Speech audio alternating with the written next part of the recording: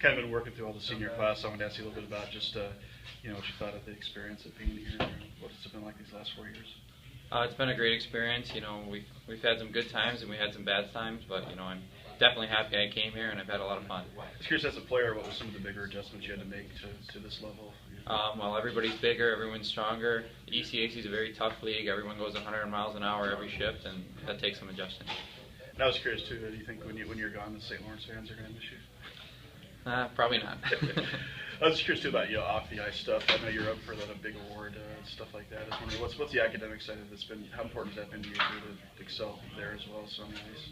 Well, most people's hockey careers have to come to an end sometime, so you know that you're going to have to fall back on your school. That's why I chose college hockey. So I've taken my studies pretty seriously, and I've done pretty well. In a typical week, I was just curious, how many hours a week would you guess you probably spend studying? Not counting class time, I mean just on your own.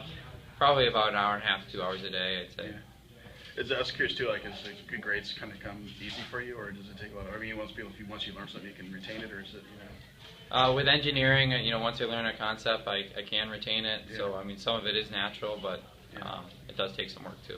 Now I was curious too, after college is done, do you plan on going to graduate school, or are you going to try to play pro hockey somewhere? I was curious, what your future plans are. Well, of course, it's everyone's dream to play pro hockey. Yeah. Otherwise, I'll probably just end up getting a civil engineering job. Yeah. What kind of career could you possibly do? What kind of job could you do with what you're studying?